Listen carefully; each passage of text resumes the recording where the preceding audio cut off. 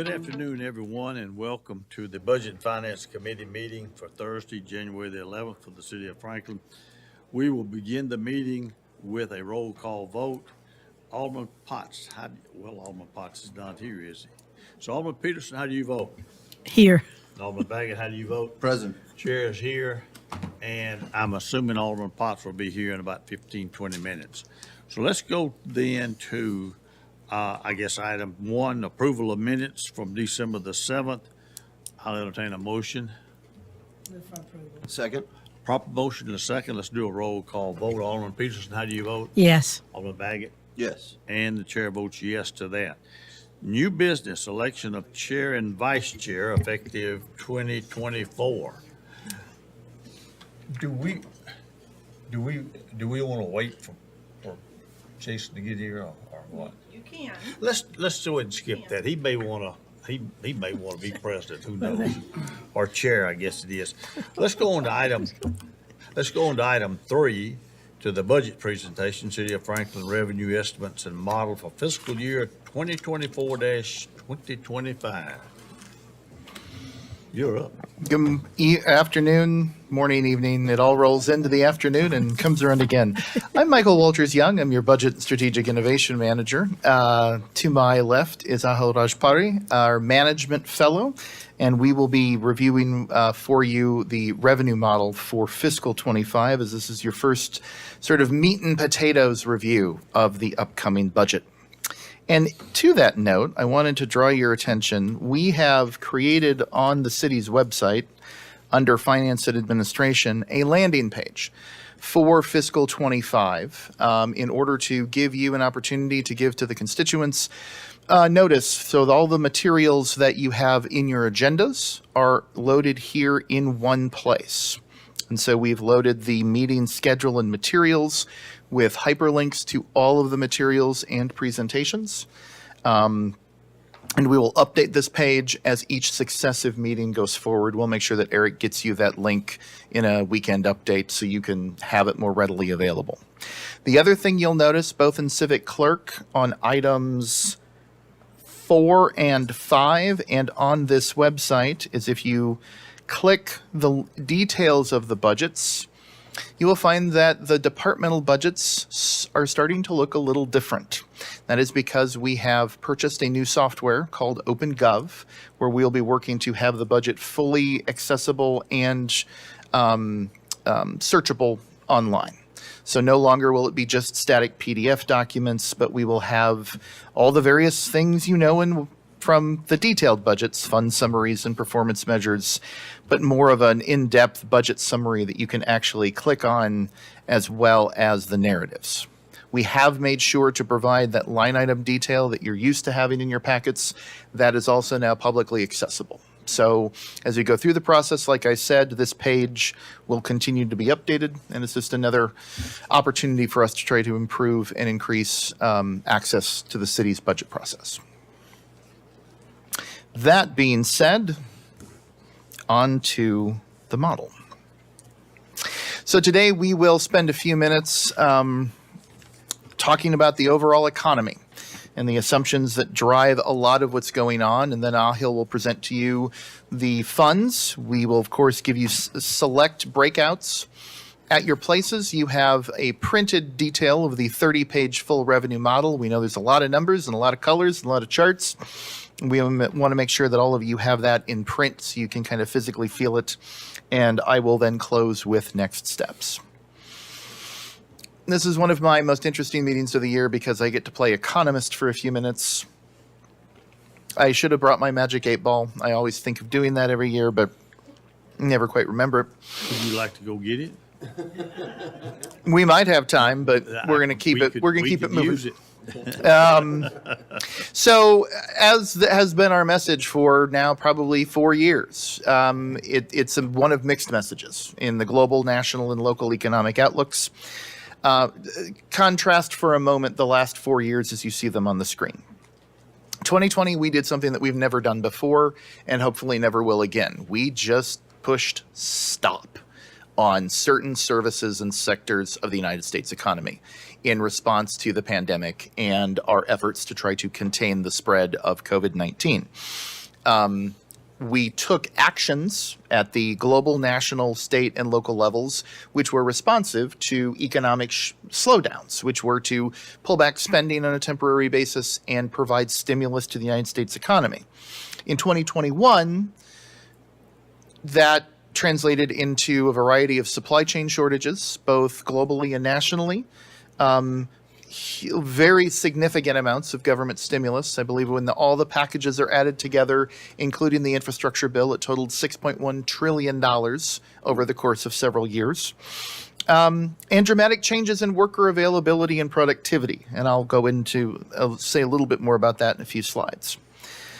For a variety of factors, those included 2022 was a year of generationally high inflation. Not since the late 1970s, early 1980s did we see inflation go as high as it did in 2022. And then last year was this interesting mix where inflation started to come down with significant rate increases from the Federal Reserve, but no loss of jobs. So where are we today?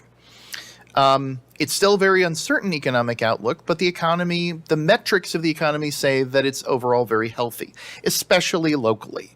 You see on the screen, unemployment remains historically low here in Franklin of 2.5% in November, 2.6 in Williamson County, 2.7 in Nashville, and even for the nation, an overall unemployment rate of only 3.5%.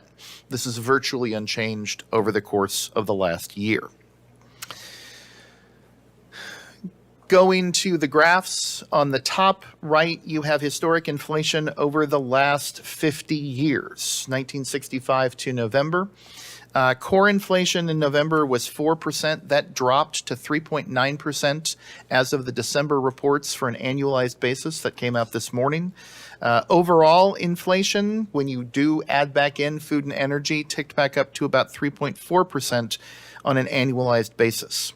However, the Federal Reserve tried to achieve this, as you see how high it went in 2022 versus how high or the lack of increase in inflation today, and that's the lower right.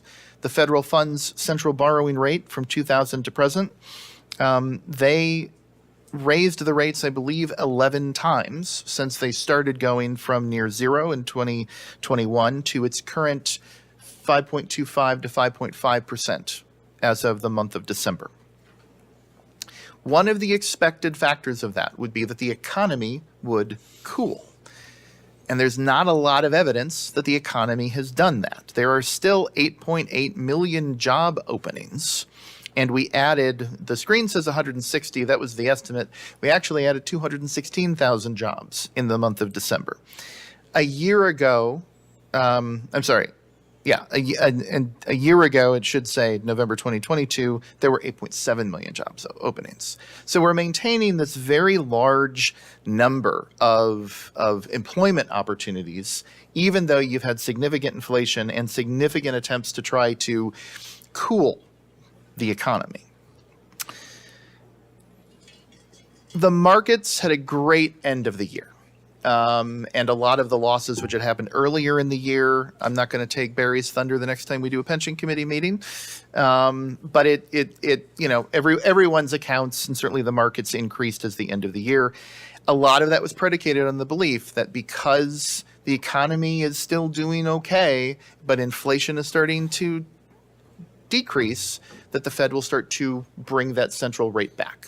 And it will be cheaper to borrow, and it will be cheaper to do various aspects of financing. The inflationary pressures are indeed easing. There's quantitative data to show that. Are we out of the woods, whatever woods or forest we're in, yet? No, but there is the very real prospect that, you've heard this phrase, soft landing, does appear to be obtainable for the U.S. economy. Other nations and other regions are not nearly as lucky, and there's, of course, a wide variety of reasons for that. That's the last bullet point. You have significant global instability in Eastern Europe and in the Middle East. and certainly making a lot of news headlines are the active disruptions to supply chains going through the Middle East right now. All of these can have impacts and factors. But throughout it all, consumer spending has remained pretty steady, despite the very significant inflation that occurred in 2022 and 2023. It's estimated that of those 8.8 million jobs which have openings, there's only 6.3 million people actively seeking those jobs. There is still a good 1.5 million to 2 million people who were working in March of 2020 who have decided not to enter the workforce that would be considered eligible to do so. That is an untapped resource that as long as people are not actively job searching, you will still have this imbalance. But as you know, Middle Tennessee continues to be a pretty successful place to be and to operate when it comes to the economy. Growth is continuing at a healthy pace around us and in the city of Franklin. But you know the issues. You see them on the citizen survey. You see them when you pay your bill at the grocery store. Access to affordable and workforce housing, access to education and childcare, and the quality of the transportation network continue to be most of the key issues that your constituents, of course, talk to you about, that your staff faces, and that impact the local economy. In a nutshell, there's not a lot new to report in the economic outlook from year A to year B, but we are blessed that we have a diversified local economy that is performing still so well. So when it comes to projecting revenues for the upcoming year, they by and large are stable, healthy, and growing, albeit at a slower pace overall, and certainly when it comes to development services. And we'll explain that both in the revenue model that Ahil is about to talk about and when I present the development fund budgets. This forecast and model provides revenue estimates for 15 budgeted funds for the city of Franklin. Low, medium, and high values are presented for your consideration. The city generally uses the medium value. This revenue assessment is based upon projections from the Tennessee State Funding Board. They meet in November and they meet again in December, but it's the November meeting every year that economists from the Department of Revenue, East Tennessee State, the Haslam School at UT Knoxville, present economic assessments. And then there's a sort of overall composite for a variety of different state revenues that we use as our main guidance for those types of projections and take a conservative haircut off of them. And finally, the January presentation is inherently conservative. We will refine future forecasts as we get 3-4 months more of revenue collections in, and make sure that we don't ever overcommit ourselves. With that, Mr. Rajpari. Members of the Budget and Finance Committee, hello. My name is Ahil Rajpari. Like Michael had mentioned, I am the Management Fellow for the City of Franklin. I have the wonderful opportunity of showcasing the revenue model to all of you. One thing I did want to note before I begin is that we use 4 months of actuals for this fiscal year 24, to serve as a guideline for the rest of this year in our estimate, as well as the following year for our projections. So we can go ahead and get started with our all funds projection.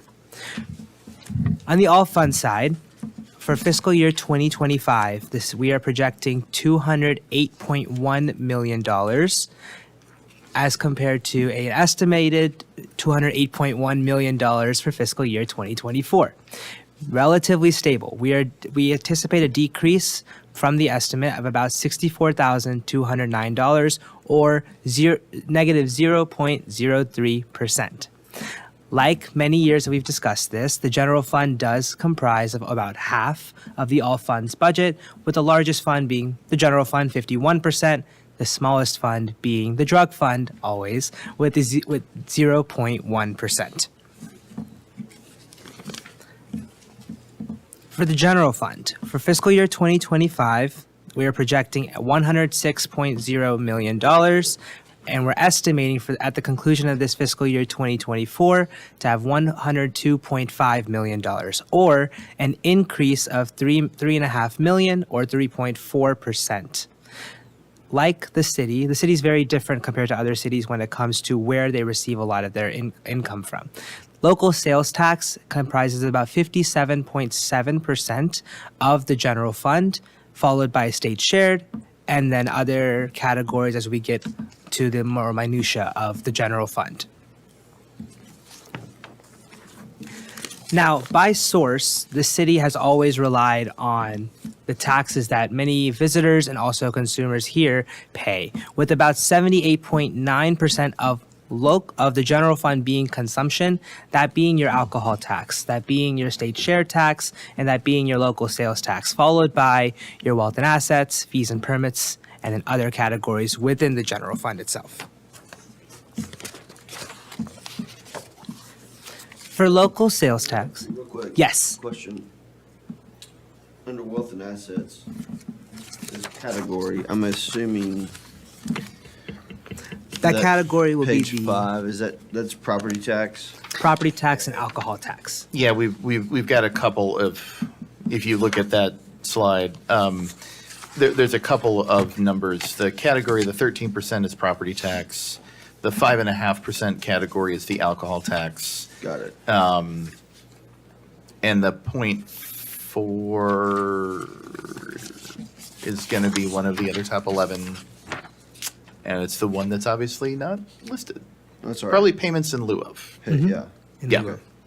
We'll get that. No, it's fine. I Slide figured fixed. that was what, okay, Yep. thank you. You'll see a breakdown of each of those on page 5 as well, dividing into consumption, wealth and assets, fees and permits, and other. Thank you. You're welcome. Now, moving on to your local sales tax. For fiscal year 2025, we're projecting $61.1 million in local sales tax. We are estimating at the conclusion of this year to have $59.9 million. So that is an increase of about $1.6 million or 2.73%. It's actually a 2% increase from what we estimated. And that increase of 2.7% is compared to the budgeted amount of $59.5 million. So we're estimating a $0.4 million increase and then up to 61.1 for fiscal year 25. That increase is based on 3 components.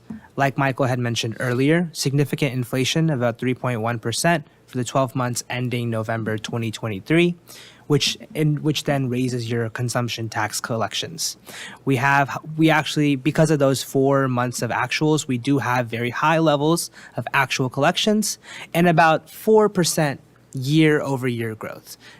But looking further on in this process, when you do have the revised revenue model, that the projection will be revised. This is based on, like I mentioned earlier, 4 months of those actual collections. When you look at local sales tax specifically, there's about 4.9% as your year-over-year increase over the past 25 years. Compared to fiscal year 2022, fiscal year 23 had an increase of about 4.87%. That's attributed to your steady post-pandemic growth and your higher than anticipated collections. Over the past 10 years, from fiscal year 14 to 23, we had an average growth rate of about 5.7%. And following the recommendations from the State Funding Board, which is the Department of Revenue Fiscal Review Committee, UT, and ETSU, the state predicts about a 0 to 4% increase in sales tax. So we do mirror our trends based off of what the state recommends. I should note, as a reminder, the current year's budget is about $1 million less than the actual fiscal 23 collections. So we will continue to monitor that as we move forward throughout the year. And if we need to make adjustments to the current year through budget balancing, we will do so. Moving forward to your state share taxes, fiscal year 25, we will receive $6.7 million. Our estimate for the end of fiscal year 24 will be $15.9 million. That's an increase of about $720,000 or 4.5%. Year-to-date collections for fiscal year 24 are less than projected for our 2024 budget estimates, but we do project about a 2% growth to fiscal year 25 based on those recommendations. And you can see on the table on the PowerPoint the different breakdowns of what those metrics are used for your increase going into fiscal year 25. Property tax. Our fiscal year 25 assessment for property tax will be $24.9 million as a whole, compared to our 2024 number of $24.2 million, or otherwise an increase of about 3%. For our net general fund property tax after payments are done to the separate funds and to other projects, our net number will be $13.8 million for fiscal 25. Fiscal 24 had an $11.6 million. That's about a $2.1 million increase, or about an 18% increase. And that increase is due to a 3% growth in your assessed tax rolls, as well as lower debt service costs as well. So it should be pointed out here a couple of things. Christine will present the debt service fund budget, which shows a important to significant decrease year over year, because 2024 was the peak of general obligation debt service as it's been issued to date. There is no assumption made in that budget or in this budget for issuing additional debt. However, we do plan on issuing additional debt. We just can't tell you what that is at this time. So that will impact the net amount of property tax which comes to the general fund. The second item of note, this makes no assumption for any change in the rate or any change with revaluation. This is just assuming that the overall levy grows by 3%. Obviously, when revaluation happens, there will be normalization of the rates, and so any additional revenues would have to be voted on by you should you choose to do so. This assumes that you are not doing that at this time, because that would be keeping the field level. The growth simply comes, as Ahil mentioned, from the lowering of your payments and debt service and a small amount of growth to the levy itself. And they are reassessing this 2024, right? Yes, ma'am. Moving on to your building permits and licenses. For fiscal year 25, we are projecting a $2.16 million compared to our estimate at end of year 24 of $2.28 million. You should note that this is about a decrease of about $116,000, or a 5.1% decrease. This is a change from an increase last year. Based on the development report that Catherine had showcased to you earlier, a couple of months ago, it's very dependent on those development activity. And because development we are in a stage where development has slowed a little bit, that's why we project a decrease in building permits and licenses. We do budget slightly lower than the expected 24 number on the budget, and there is that slowing of activity that I had mentioned. Moving on to interest income. For fiscal year 25, we are projecting $1.1 million as our projected revenue, compared to an estimate of $1.4 million. This is a decrease of about $345,000, or a 24% decrease. And I'll move to Christine to talk about interest income. Of course, we actually we went from as the interest rate environment changed significantly. We do lock in investments typically up to a 3-year period. We only currently buy U.S. Treasuries for our portfolio. We are not allowed by the Comptroller's Office anymore to buy agency securities, since there was another downgrade to the U.S. Bond rating. So we are only buying Treasuries. But that being said, certainly we are locking in higher rates every month. They've not gone up in the last couple months, but we certainly locked in. We had maturities with coupons of 25 basis points and 50 basis points, and we're now seeing 4.5 and 4.25. Something that we do, of course, point out is we do have a portfolio that's a consolidated portfolio of around $200 million, but we allocate the interest earnings to the funds in which those balances are from. So we do have, of course, a balance in the general fund. This interest represents investment income that's allocated to the general fund, but we do have investment income that's allocated to impact funds, hotel motel tax, water and sewer. So we are conservative on those estimates, but we are seeing significant increases in actual investment income over just 18 months ago. So this is certainly, we'll continue to tweak. I gave AHIL a rounded down number here a couple months ago, and we'll continue to tweak that as we get closer to the actual proposal for the budget in May. So it's nice seeing these really low coupons roll off the portfolio and be replaced by coupons that look much more attractive. But just, we always have to keep in mind, we lock in out for a couple more years, but that's not too long. But that's certainly, we always, of course, we talked about with our investment advisor here with the committee recently, we make sure we have safety, we have safety and security and liquidity as our top two objectives for the portfolio. And then we, of course, also the third is yield. So we are doing better, and I believe we just had around $300,000 investment income to the general fund not too long ago. Thank you so much. And you'll note that the current budget for the fiscal year 24 is only 116,000. Because you see that in fiscal 21, it was only 94,000. There is a sharp decline in fiscal 22, and that was because of an accounting change, if I'm not mistaken, that we had to show.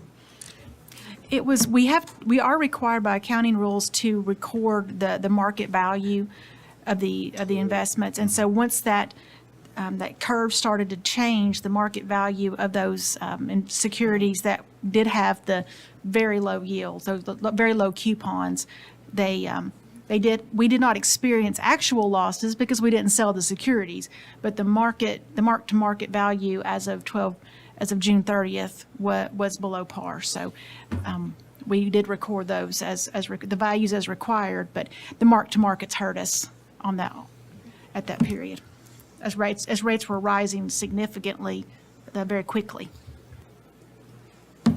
Thank you both so much. Before I move forward, I did want to ask if there are any questions about the general fund. Committee members? I don't. The only thing I would say is that on the sales tax, I just get a little nervous with and I know you all have looked into this, the stickiness of the inflation that we've had. I mean, when you see a 37% increase in sales tax revenues in 1 year in 22 and 18 and 21, and just keeping a good eye on that, because I know this is back to the 8 ball, but will inflation cool and reverse? Probably it is slower to come down, but prices to fall than go up. But it's a big number. We're super exposed on the sales tax, and more so than probably ever before. We absolutely are. Keep in mind that in 21 and 22, those significant increases reflect the 12 months where the increase in the sales tax rate came back to us. So 3 months of the 21 numbers and 9 months of the 22 numbers include the rate going up because of the 36 months where it went to Williamson County had ended. So the new normal really is the fiscal 23 numbers. Also remember that inflation is bizarrely has a silver lining when it comes to sales tax, in that, yes, it's a question of overall consumption and will people continue to buy things, but if they do, you're going to get more money because it's a tax on the sale. It's a literal sales tax. And so as the costs of the transaction or the item have gone up, so have tax collections. of course, it's that tipping point of when do people stop spending? I just heard costs, some costs of goods, specifically construction related, are trending down. So I guess any supply chain related costs, not necessarily the cost of the goods, would be and maybe that's all shaken out, but it's still, those kinds of increases, even without the extra half percent. But that's good. Thank you. One more thing to note, just to follow along with what you said, this is 4 months of actual collections, so we will be looking at the incoming months as well as they come in. And, well, I know you're looking forward to when Margaret Wilson joins us here at the end of this meeting, as she talks about the first 4 months of the year in sales tax. It's not been the same story all 4 months. It's actually been we put our heads together and kind of shake our heads internally, because we did have a strong October, but that was not the case the 2 months before that. So in the first month of the year was kind of like we thought, where it's just kind of holding its own. So really the story going forward, we're still waiting to see that ourselves, because I was shocked when I saw the October number come in, and we had a gain that looked more like what we had experienced a year before, not in the last few months. So Margaret will come and share those exact numbers, but it's as we're like you, Alderman Baggett. We're not sure what that story is. We don't know if there's probably lots of different factors pulling different directions with gas prices, supply chain, but then also just a lot of things people had already kind of traded down. If you were going to trade down in purchases, maybe to store brands or however you were doing that, you've already done that so far. So, we're very interested as well. Moving forward, to the sanitation fund. For fiscal year 2025, we are projecting $11.5 million. For our estimate end of year for fiscal year 24, we are estimating $11.3 million. And that's assuming level funding with, that's an increase of about $179,000 or 2%. Like I had mentioned, this forecast assumes no increase in the residential collection fee at this time. There is a cost of service study underway, and it may come into consideration to the board in spring of 2024.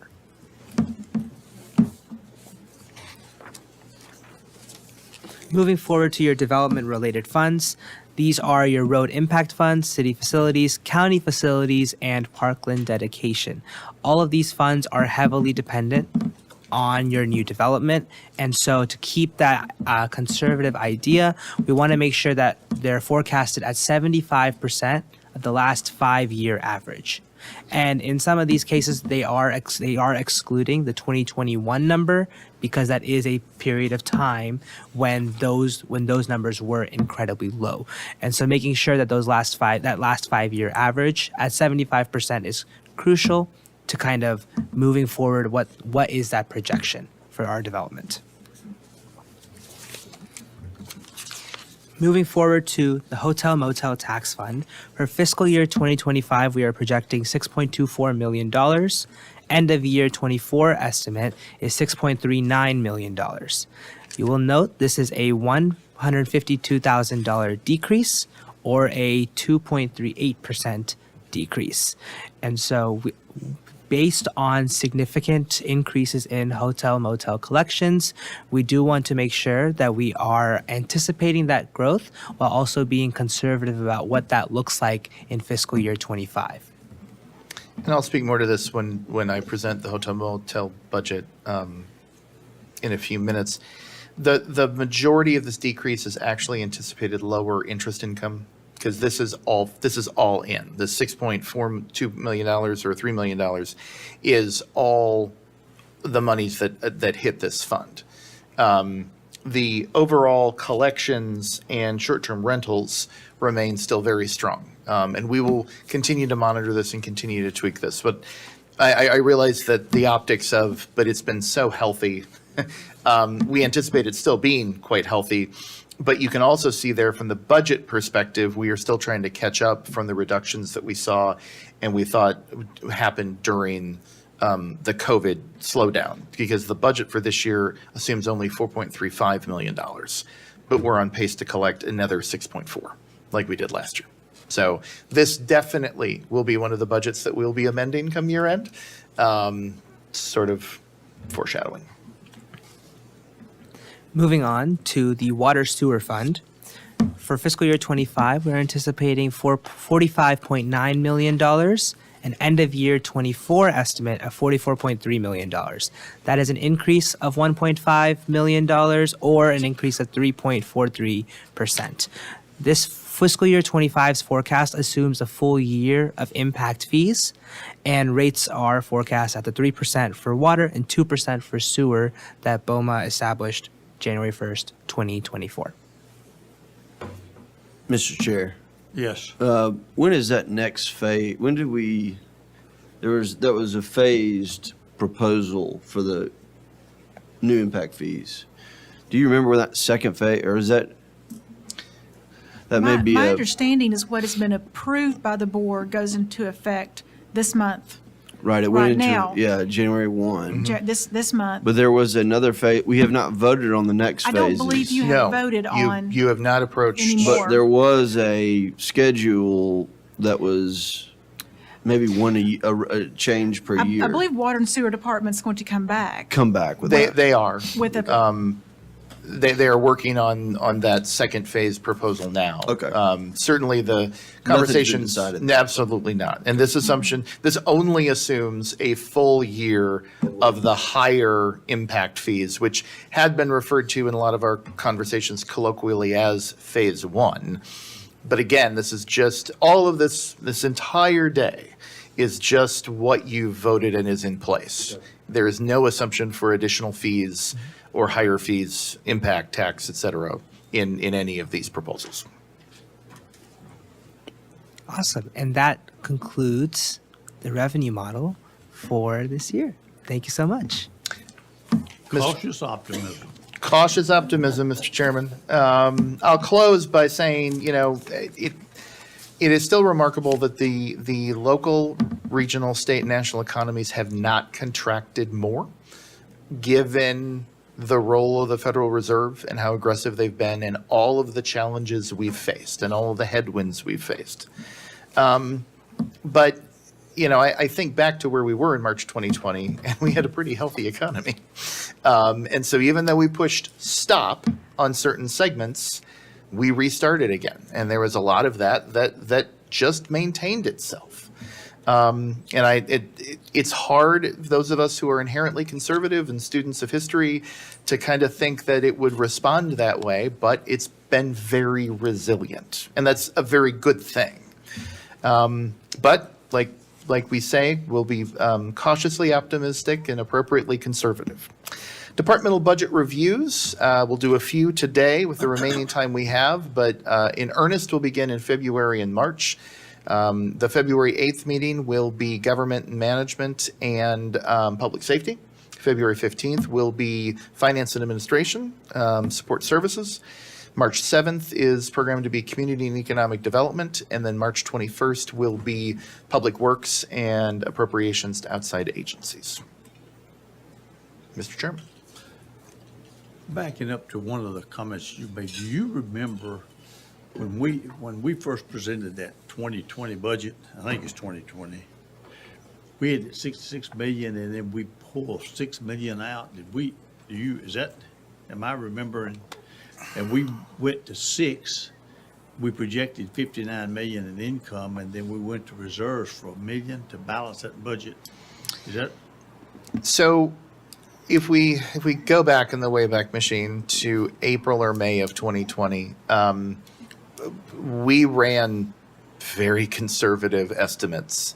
And when I say conservative, I mean liberal with anticipated revenue reductions. Right. Because we simply didn't know. We assumed a somewhere between 5 and 25% decrease in monthly revenues, depending upon what it was going to be. And we saw, April 2020 was a 90% drop in hotel motel, but it wasn't as impactful when it came to sales tax. And when the books closed on June 30th of 2020, Whereas we thought we were going to have a multi-million-dollar deficit, we had a Very small surplus, just a very few $1,000. I think 14. was it 14? It was about $14,000 to the positive on the entire general fund. But I mean, we were literally looking at last bills as we paid them to see if we would be on one side or the other of breaking even on fiscal 20. And so it was.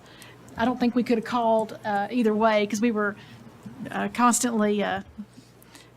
As we record the last revenues and record the last expenses, but we did essentially break even into fiscal 20, where we did fear that we might need to use some reserves. Well, welcome to the meeting there. Good to see you. Good to be seen. So we're ready for, development funds. Are we ready for item 4? Mm-hmm. Let's go for it then. Item 4 is a presentation of your development funds. There are 4 budgets which I will present in the ensuing minutes. Those are the city facilities tax, county facilities tax, road impact, and parkland dedication funds. The city facilities tax was created by a private act of the Tennessee General Assembly in 1987 and is a privilege tax on new development that provides the ability for development to contribute its fair share of providing new public facilities made necessary by its growth. There are 2 and only 2 rules. There's more than 2, but 2 main rules that govern the use of this fund. It can only be used for police, fire, sanitation, and parks and recreation expenditures. And it can only be spent on those expenditures which we can show are related to growth. Thus, new equipment and new infrastructure, new facilities can be funded out of the facilities tax fund, but the replacement of existing equipment and ongoing operations cannot. As Ahil indicated, this is going to be a very consistent theme throughout all 4 of these budgets, so we won't take a lot of time on them. Most of them are lower. Parkland is a little bit higher. Facility is projected from a revenue standpoint about 22% lower. Again, taking that 75% estimation of where we were, of what revenues we could have. And in the case of several of these, at this point in time, we're not projecting any expenses out of the facilities tax. And the reason we're not is because, if you recall Tuesday night, we're going to go through a reprioritization process of the capital investment plan, and this money is used, as most of these funds are, to finance those. So if there are changes, we hope to have those changes agreed to so that we can get them in the budget for May. And if it takes longer than May, then we will amend the budget and appropriate accordingly. The county facilities tax is also a special revenue fund, and it's our share of the county's adequate school facilities tax. 30% of the proceeds are distributed to the incorporated cities within the county, and another 30% is divided pro rata among the incorporated cities based upon the population of the 2020 census. We began collecting a share of this money 12 fiscal years ago in fiscal 12. Prior to 2017, this was not a separate fund. It was just accounted for in a different place, but we made sure to put it in a separate fund in 2017 in order to account for these funds in a more transparent and easy to see manner. We estimate about a 7.7% decrease in overall revenues. You can see that there's been a relatively steady decline, but this fund has never generated more than about $1 million in revenues back to us. And again, no expenses are forecast at this time as we work through your continuing reprioritization of the CIP. The Road Impact Fund is a special revenue fund that was created by City Ordinance 88-13 on the proceeds of new development. As you know, we have embarked upon a revisitation of those fees, and I believe we have that on your next agenda on January 23rd. This was first amended in April of 2011. These funds can be paid. You can come up. Getting to that point in time in the meeting. Can be used to pay for new arterial and collector roadways, directly through the payment of debt service or directly for the projects. Revenues, we're estimating about $6.2 million. That's a decrease of 15%. There are $6.9 million of expenses in this fund. $3.9 million is debt service, which is attributable to this fund, and I believe there's another 8 years of debt service left attributable to the Road Impact Fund. This is an increase in debt service in this fund, a rather significant one, and that will be remain at this sort of $3.9 million level in 25, 26, and 27 before significantly curtailing. And we reserve $3 million of this fund for road impact offset agreements. The developer, of course, has the choice to either do the project, and if they do the improvement, then the road impact fees we have collected, they are eligible, if they sign the offset agreement, to receive that fee back because they have provided the infrastructure. That's our preferred way of doing it, because then we don't have to worry about doing another capital project. If they do not do that, then they have the choice of paying that impact fee, and we have the ability to use it to do that project or other projects in the city that or the particular collector area where the fee was collected. Go through that just a little bit more. Is it up to 70% that we allow them to collect? Is there a percentage? I don't think we don't allow them the 100% collection, do we? Of the project? Yes. No. Not of the project, 100% of the difference. If they were to pay $2 billion in road impact fees, or the project was 1.8, they still don't get the 1.8, do they? I will have to research and get you the exact answer. Okay. There is a standard guideline which is escaping me at the thinking, moment. That is also set in that we sign a contract. We sign a formal offset agreement. And so the amount that they are eligible for, from a budgeting perspective, we've never really exceeded about $1.5 million a year that we pay out, but we budget $3 million. Because if you do have multiple developments that come back and say, hey, we've met the requirements, we want it, that provides enough without impacting the commitments to the fund. But we'll get you that calculation.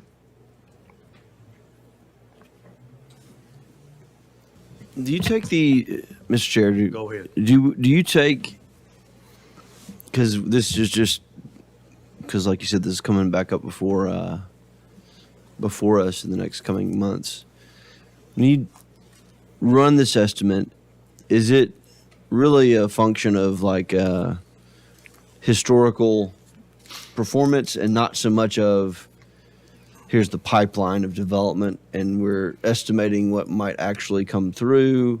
Does that make sense? Is this or is this more of a function of, well, we did 7.2, we're going to do 75% of that for our middle of the road budget for 25? It's Or a little bit of both? It's a little bit of both. The initial estimates are run looking at the historical averages. Right. But we temper that with at least a glance of what is in the pipeline. In the past, we've actually done this in a more elaborate manner, but it's still going back to the magic 8 ball in many ways in terms of, you know what is in development review, you know what is or has been paid, or will be paid, working their way through planning commission, really strong likelihood that those are going to come in, we're going to get those revenues. You then know what has been discussed or talked about, and you can make an estimate with a significant haircut. Right. And then you've got simple ideas. There are several projects, which we all know of, that have been proposed over the last 10 years in our community, but never came to fruition. Those we don't add in because it's just too much speculation. So if we were to say, all right, well, on this road impact fee change, average, is going to increase 30% impact fees. Is it safe? I mean, this would go up 30%? Does that make sense? I mean, how would you model out what I'm really trying to get back to is what I asked for the other night, which was, what are these changes going to do Right. to the, yeah. The conservative in me would say no, even though the mathematician in me would say yes. We will have to make an assumption. I certainly heard and wrote down the request loud and clear from Tuesday night. As we get a little bit further, though, with you and looking at prioritization and discussing revenue enhancement options to fund capital and the presentation on the 27th and alternative financing models and all of that together, we will have to come up with some type of estimate for what those increases could garner. But without question, we'll have to make it probably more conservative because we simply don't know. We can affirm for you that every time that these fees have been increased in the past, development has not significantly been curtailed in this community. And so using a historical model, we would say that it probably would be closer to that 30%. But again, if the market is going, if we're seeing an overall slowdown, then, and that's baked into some of these initial assumptions, it would not, we would be prudent to make it smaller.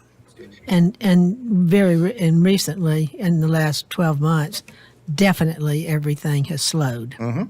Definitely everything. In terms of development, I should say. But you wouldn't want the increase in facilities tax to necessarily be the item that blames the slowdown. So if it's inflation, if it's the economy, it doesn't necessarily, it can relate back to the facilities taxes being increased, but that probably was not the reason that we didn't collect or that much build out that occurred in the city. So. Well, and when it comes to the economics,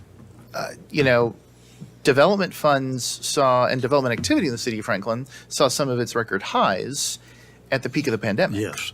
Because there was a lot in the pipeline. And if you remember, construction workers were considered essential. And so construction was one of those industries that did not stop, whereas retail and various tourism did.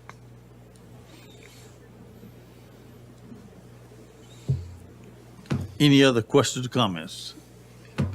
Final budget is parkland dedication. This was created in fiscal 2015 to satisfy requirements of section 5.5.4 of the City of Franklin zoning ordinance. The funds in this fund can only be used for the acquisition or development of public parks, greenways, blueways, open space sites, and related facilities. We estimate a slight increase. Parkland dedication, interestingly enough, is the one fund over the last 3 fiscal years, whereas the other development funds have been doing this.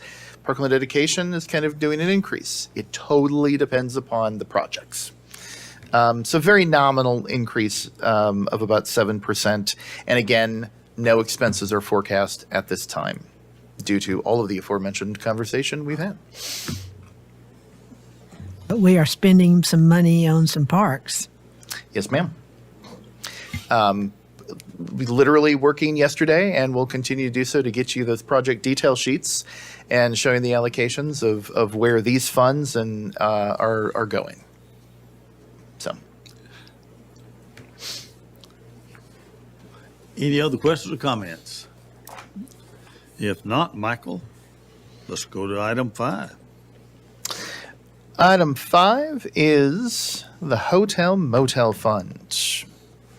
One of our more fun, better financial success stories in our community. The Hotel Motel Fund is a special revenue fund that accounts for the locally administered tax on the occupancy of hotel and motel rooms as well as short-term vacation rentals, in addition to sales tax. The current rate in the city of Franklin for occupancy tax is 4%. The legal limit is 5%. This fund pays debt service for originally the Cool Springs Conference Center, as well as Harlansdale Farm and Battlefield Parks and various tourist-related projects that you would issue debt for. And a full 1% of that 4% based on calendar collections. It says 2013, should say 2023. But the last 12 months calendar collections is what the city gives in support of the Convention and Visitors Bureau. And we base it on that for two reasons. Number one, it's a known number, and we can count the 12 months. It's also the most recent measurement window when preparing a budget. And so we've come to agreement with CVB that that 12-month calendar cycle is what we will recommend that they receive. Overall performance of the fund is on the screen, and in your packets you can see that this chart, more than any other in the budget, really shows you the impact of COVID-19 on an industry. Significant decreases in 2020 and in 2021, and then simply record growth as the industry shut back in 22 and 23. We foresee this continuing. Our Convention and Visitors Bureau does a wonderful job monitoring monthly activity. You see them in your weekly or weekend updates or weekly updates from the city administrator. We have captured a couple of those screenshots on these slides. They monitor the occupancy rate, the annual daily rate, the revenue available per room, as well as the total supply of rooms, demand for rooms, and revenue generated. All of these are incredibly healthy. And on this next slide, you can see that they measure how those stack up against not just ourselves, but how we stack up against Brentwood, Metro Nashville, and here within Williamson County, and compare that to the state of Tennessee. So for the budget, we're projecting revenues again to be a significant increase over budget, but again, close, tempering to last year's amount and what we anticipate this year being.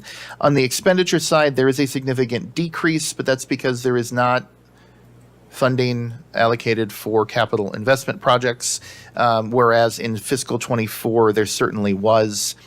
The largest increase in fiscal 24, of course, is the previously unplanned but increasingly budgeted $4.2 million that you've set aside for the Creekside property acquisitions. That will not be being repeated in 2025. No, it won't. So, as with all of these budgets, we will bring you an amended proposal in both with revenues and expenditures as part of the city administrator's recommendation in May. If we were to look at that, we give about 1.5 million to the Convention and Visitors Bureau, and that just goes up proportionally, I guess, as the collections go up. Correct. So if a collection, I mean, it's really not there's no cap or anything. So it's the one, right. So it's Of the 1% of the calendar year collections of occupancy tax. So our estimate for fiscal 25 is that will be about 1.425 million. This year, it's 1.3 million. So as the tax collections go up, that number goes up. But what Alderman Baggett asked, if there was a cap? In other words, if you had 20% increase in your collections, do we turn around then and give them 1% of the 20% or whatever it is? But you're asking if there's It is said to be 1% out of the 4%. So if you- well, that's Period. what's now. So that's But the contract. Well, it doesn't make any, we adjust the contract how we want to adjust it. What he asked was if there was a cap on the amount that you could increase, even though they were entitled under the contract to more than what they were actually receiving. I mean, you could, if you had a good year and then you had a bad year, what would they do in the bad year? They've adjusted themselves to spending X amount. Will they just not spend because they don't have it, or do they have it? Do we know? We have come to the agreement with them that it would be 1% of the collections Right. for a calendar year. There is no cap on that, so if collections do go up 20%. We maintained a relative level of funding during the decrease to support CVB operations. But there was not It's an agreement we have with the CVB. There's no legal mandate one way or the other. They also want to be clear that should you choose to raise the collection, the tax from 4 to 5, it would still be, the way the agreement is currently structured, that 1% 1%. Okay. of the calendar year collections. So they would have no set, and they would have no piece of the new 1%. If we went from 4 to 5, they would still get, they still get the first 1%. It'd be the first 1%. Yes. Okay. That's good. That was where. Yep. If I could just quickly say something, I sit on the CV board, and also Eric sits on it, as well as Brandy Blanton. And I think we're getting a lot of value for the investment we're making. They're doing a great job, and this conversation kind of stimulates me to think that maybe I start rotating some of the other board members through there. Brandy's been on there maybe a year or so. Because I think it'd be a good learning experience and exposure. Good point, good point. And my questions are centered more around if we make changes, Right. if that was proportional, it's not 1%, it's not 1% of, or it's not 25% of our sales tax collections. It's a flat 1%, just period. So the question was geared around if we did increase it 1 more percent, they wouldn't get 25% of the extra 1%. Does that make sense? It makes sense. But we would want to make sure that is, we want to make sure that the agreement is reflective of that. What we desire. Because I understand 'Cause where that would you're be- going with that. If that was our intent, if that was the board's intent. If that, right, we want to make sure that the board's intent is made clear within how the agreement is structured. Well, tomorrow's worries. Thank you, though. But this is good. It's been helpful. Sure. Mr. Chairman. All right. Then if that covers, if there's no questions on the hotel motel fund, let's go to item 6, debt service fund. Thank you, Mr. Chair. I know we are always excited to talk about paying back debt, so that this is that time. We'll, in the next couple of minutes, we're going to talk both about what we call general obligation debt service for the city, which is the debt that is issued based, that the credit is the full faith and credit of the city. It is the pledge of our property taxes, and that debt is issued for public projects such as buildings, the police building, roads, bridges, parks. We have some fire apparatus that lasts for a long, long time that's in that group. We're also going to talk a little bit about water and sewer debt service that we repay in this discussion, just because it is it's very important and it's debt, but that is paid from operations of the water and sewer system. So I got a little bit ahead of myself, but we certainly, we do account for both of these payments, and the debt service fund is where we repay the general obligation debt, and then the water and sewer debt service is paid from the water and sewer accounting fund. And that's just the way we're required to account for both of those payments of those two types of debt. I do like to take this opportunity to talk a little bit. There's a little bit of details that we do share at this time, but I like to kind of give a little bit of a sense of what debt we have outstanding, what we're repaying, and what that repayment looks like, both for general obligation debt and water and sewer.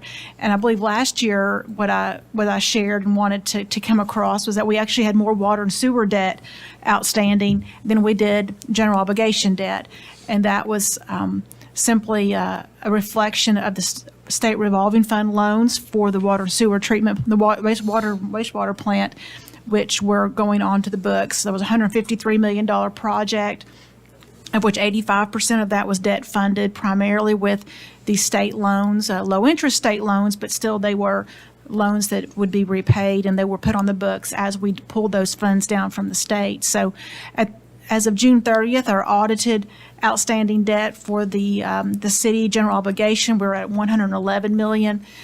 And we had $141 million on the water and sewer debt service. And so something while we've issued a significant amount of water and sewer debt in recent years, I'll just point out that we have not issued city debt, general obligation debt, in 5 years.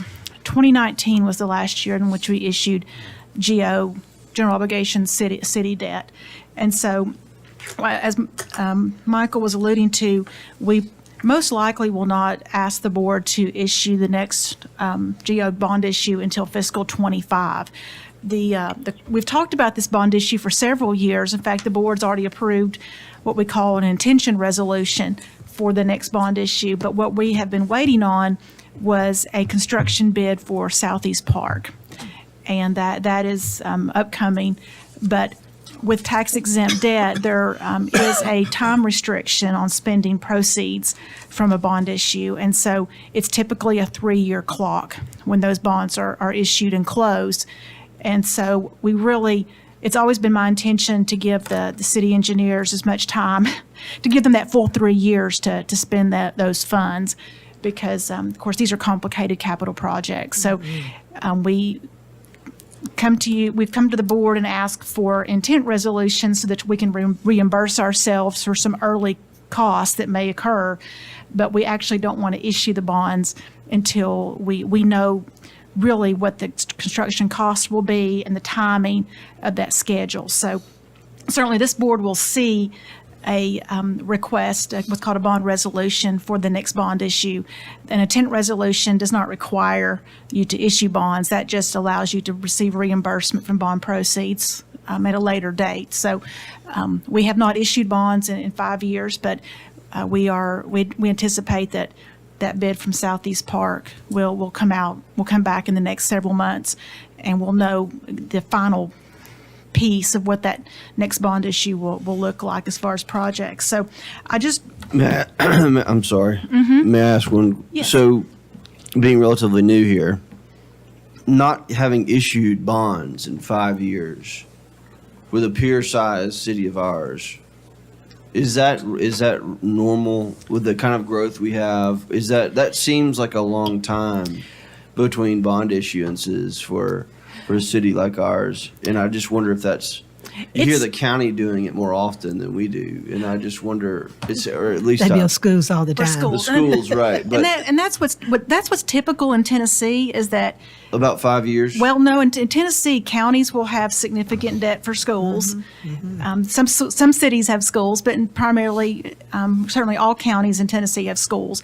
Cities are more likely to have utilities. And so what we've done, borrowing a significant amount of money for utilities, that's kind of our version of our huge capital project is utility costs, and counties have schools and jails and court type. But also Capital. the water and sewer is not. It's an enterprise fund. It is not paid with the taxes. It is, but it's certainly, as far as debt to manage and to make sure that you have rates and charges in place to repay for cities, it's water and sewer. But we had planned on issuing debt in 2021 for GO debt, and certainly with what happened in life. Yeah, that's right. Capital projects became extremely expensive. This board saw some bids come in that were very high. Robinson Lake, the board rejected because really the city engineer just didn't think that those bids were good. So there were issues with the last few years. So we would have issued debt a couple of years ago. No, a city our size probably is not going to issue GO debt every year. Large cities and large counties are more like, a city like a Nashville would. More frequently than 5 years. It's a little long. Certainly, the projects that were in the next GO bond issue, they may have been closer to construction if we hadn't had what happened the things. in 2020 through 2022. Exactly. So Good point. this, Thank you. That's good. Good point. Yeah, that's because, awesome. but what it has, and probably something that was unintended about what we went through, and was not our fault what we went through, but it did give us 5 years to pay down debt on the city side, because our our debt was structured to have significant principal payments every year. And as Michael was alluding to, what we call maximum annual debt service on the city side is this year, fiscal '24. So when we get to June 30th, which will be here before we know it, fiscal June 30th, 2024, we will actually have slightly under $100 million in principal of city debt. We'll be at $99.5 million. We are also, while we have a lot more water and sewer debt than we did a few years ago, we're paying quite a bit of principal. We're paying $7 million of principal this year. We'll be down to just under $134 million on June 30th. So while we are adding debt on the water and sewer side, we are paying principal down. It's not backloaded or anything like that. So that does give me a chance to share with the flavor that we will be down below $100 million by the time that this board considers adding more or issuing more general obligation debt. And I will add, of course, everything is interrelated. So when we reviewed the CIP financial model and you look at that cash debt split, the ability to still have more cash than debt finance comes as a result in part of the fact that we haven't issued debt in 5 years. There is additional capacity which will be opening up, and in a couple of slides, Christine will show you the bond curve, or the debt service curve, excuse me, that we, when we did this in the past, did not expect to be there because we've delayed issuing and we've simply been paying down the balances. And on this next slide, we do show, and this is something that we do report on in our audit. We do have, of course, a debt management policy here at the city. And on the city side, as we've been paying down debt and not issuing debt because of these things that we're talking about, we our metrics look very favorable. Of course, we are rated AAA by two of the national rating agencies, and something that this portfolio has been structured with, and is that we have really taken advantage of that AAA bond rating to restructure our debt as far as it has the least amount of risk to the city, and it also achieves the lowest interest rates. So that's something that, certainly as we come back at the end of February, you'll hear about structures that they're alternative structures, but they don't take advantage of the AAA of the city of Franklin. They are not the lowest borrowing cost. Whereas this portfolio that we have now does have the lowest borrowing costs because we do use that AAA bond rating to issue debt under the general obligation of the city, which bondholders do have a very high, they are almost assured they're going to be repaid because that property tax pledge is very strong, and we are shown to be not very highly leveraged. And so investors who choose to buy this type of debt, they have an assurance that the property tax will be levied to make sure that they will be made whole. That third metric, the total governmental fund debt service, Yes. does that include water and wastewater? No, that is just, The 16 million does not include water and wastewater No. debt service. that is just general obligation It's debt just service. GO. That's Okay, why we're that's why you paying back so. it out. That's why you back it out on the second. Okay. Yes, and I'll tell you, of that 16 million, that is a lot of principal. We're Yeah. repaying a lot of principal. All right. Thank So, you. And so going on to the next slide, we talk about water and sewer. And while we do have a investment grade bond rating on our water and sewer system, we do have a AA2 rating. It is not a AAA because while it's very secure, it's not considered as secure as property taxes because we do a great job of collecting water and sewer bills and water and sewer charges, but that is still a utility. It's not. We do, of course, we have ways to collect those bills, and certainly you can't go to any other water and sewer provider if you're in our service district. However, it's not as secure as the property tax levy, so it's very close. However, in one of the nuances, of course, is that when it comes to property taxes, not only can your county trustee, she has significant authority to collect property taxes, but if for some reason our board chose not to repay general obligation debt, the courts can step in, federal courts can step in and compel that. They don't have quite as much authority to compel you on water and sewer. However, what you can see is and I'd use this as an opportunity just as a refresher, that we have pledged a minimum debt service coverage ratio. That is a covenant on our water and sewer debt, that net revenues, operating revenues less operating expenses, must be at least 25% greater than the debt service requirement for that year, for any given year. You can see on that far right column, it says coverage. We were well above the 125 until most of the debt for the wastewater plant was added to the books. And then, in which we knew that we would be close because we added we had $130 million worth of debt, but we are now much closer to our covenant. And that's something that we both, finance is constantly, anytime there's an analysis of our water and sewer forecasts, we ask to see compliance with this bond covenant of maintaining 125 coverage. So I will use this as an opportunity to point out that we are close to our maximum annual debt service for the water and sewer. Will be that's actually in fiscal 20. In fiscal 23, we made it up to $10 million in annual debt service.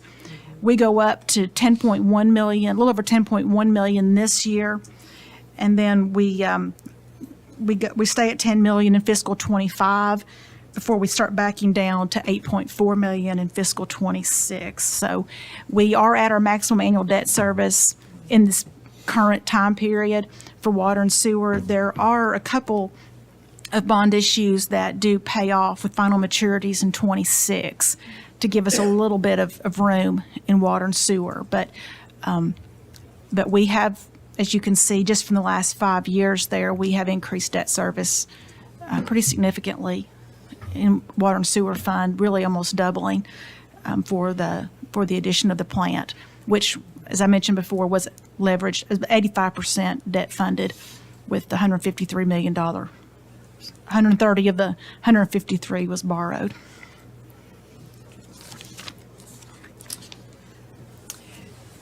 And then this is the graph that I always like to show, just to give sometimes, I think it helps me as well to look visually at the debt service that's due. This is the city, the general obligation debt service, what's due in the future. Our final maturity is 2039. We are here at maximum annual debt service in 2024. We're at a little over 16 million this year. I call that stair-stepping down. We stair-step down to 15 million in fiscal 25. We'll be right at 15 million in total principal and interest. And then we'll stair-step down in fiscal 28 down to 13.2 million. And of course, as you see, it stair-steps down. This is just existing debt. That's correct, Alderman Peterson. But that stair step that we're looking at here, certainly we're glad to be past the peak. That was something that we looked at really closely a few years ago, was getting through that peak of over 16 million before we started. We had some room, and that's, like Michael said, that's when he talks about what's available for debt capacity. It's looking at that stair step down, and certainly that is created by a debt policy of doing what we call level debt service. We issue debt. The debt in recent years has been issued for 20 years and began paying principal immediately. And when you do that methodically, you are able to see a curve like this where you start having room, as you get on the back end. So that does give a visual representation. And certainly one of the things I did want to point, I'm just going to give you this as a reference, but we do have lots of really good debt schedules in our audit report that we publish. It's on our website, and we're working on the printed copies for all the aldermen, but they're certainly already available on the website. But beginning on page 107 in the audit, you can see we have two schedules, both on city debt and on water and sewer debt, from about page 107 to about page 110. And we actually list out all of those outstanding bond issues. And so when I talked about we're paying off a couple of bonds this year or a couple of bonds in a couple more years, you can see where those bonds are scheduled to be paid off. And then what's remaining for the next number of years. So I will just refer you, if that's something that you have an interest in, is look at page 107 to about page 110 in that audit document, and you can see how of our current debt is laid out. So if we here at the end, we do this pie chart does represent where we anticipate budgeting the $15 million that is due on the city debt for principal and interest. We do primarily pay that with property tax. As Michael was talking about, for example, with road impact and hotel motel, we do have allocations. With road impact, we are planning to sunset plans to use road impact fees for debt service. That was set out a number of years ago to end those allocations that we had planned to do. But certainly going forward, we have always in the recent years wanted to use property tax to repay bonded city debt rather than allocating these one-time. We would rather use one-time resources for paying those capital projects in cash rather than having to use that for debt service. But that's just really more of a philosophy. Of that 15 million, or call it close to 15.1, 10.7 million is principal. So I appreciate you bearing with me as we ran through quite a few details there. But if you have any questions, or discussion points, we'd be glad to hear that. Any questions or comments? It says no servicing costs, but that does include interest costs. Yes. All right. There were some public misunderstandings when we were talking about our CIP and so when we look at your debt service numbers, wherever we see them, it would be inclusive of principal and interest. You're not going to show us a number that is just principal payment back. I mean, why would you? Or maybe you would, but this is debt and this is principal and interest all. This presentation is principal and interest. The capital financing model shows how much you can afford. Thus, it's the principal in the model because you're buying $195 million worth of projects. It will cost you That plus interest. well over 200 million because you're going to add the interest to it. And so that's I know the question. Understood. So on the one hand, yes, it will cost the city tens of millions of additional dollars beyond that 195 to service that debt over the life of it. But it shows you that within your capacity model, you can afford to borrow that much. Right. Because we're backing into those metrics too that we looked at. That you're still not going to propose a CI or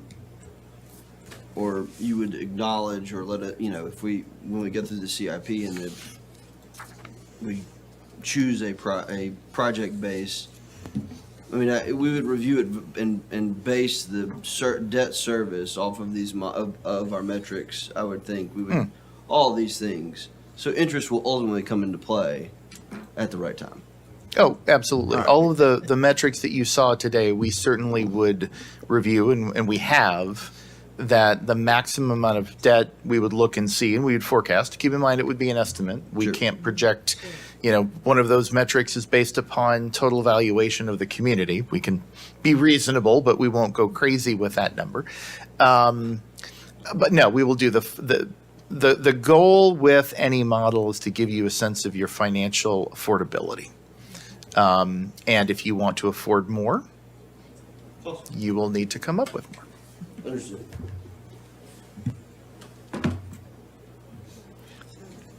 Any other questions or comments? Then are we ready for our financial report for the first quarter?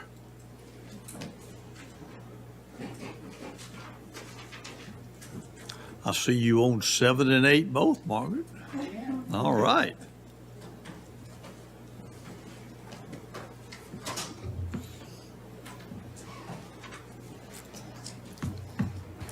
Good afternoon. As usual, I will make this as short and sweet as possible. First up, we have our quarterly reports. Just to highlight a few things on the executive summary. Just like with prior first quarters, we are in a deficit for general fund because property tax hasn't been booked until October 1st. And of course, this is as of September 30th. So don't expect that to stay in a deficit starting with the second quarter. As does highlight sales tax, they're equivalent to last year. As y'all discussed earlier, everything's kind of holding its own. And just as a reminder, development fees like building permits, road impact, and facilities tax are all based and dependent on timing and type of development. So even though they're down than prior year, that can always change as we move forward.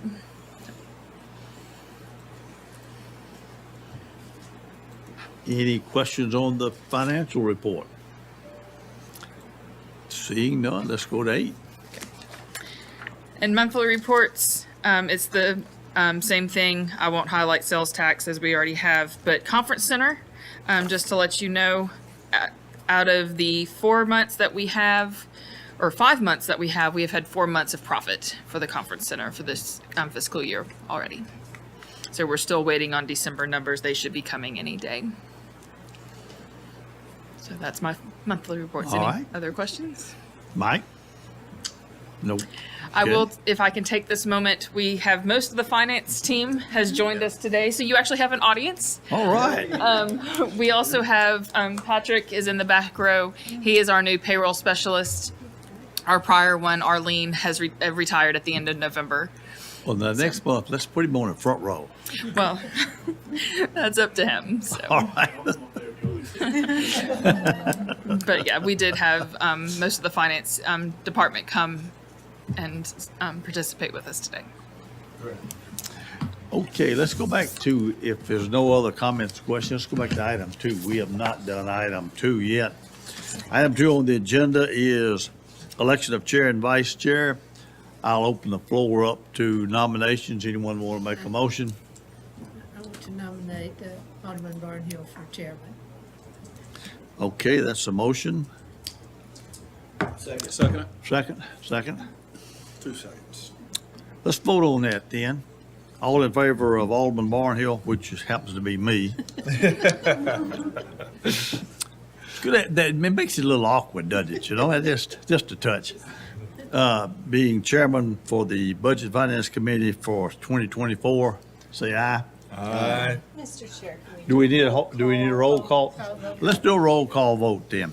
Alderman Peterson, how do you vote? Yes. Alderman Potts Yes. and Alderman Baggett? Yeah. Now remember that, you can be chair, but you gotta be here. All right, and I'll vote for myself. I've always said I voted. I did not one time, and I regretted it. That was several years ago. All right, let's go. Let's open up the floor. Then we'll do the vice chair. Do we have a motion for vice chair?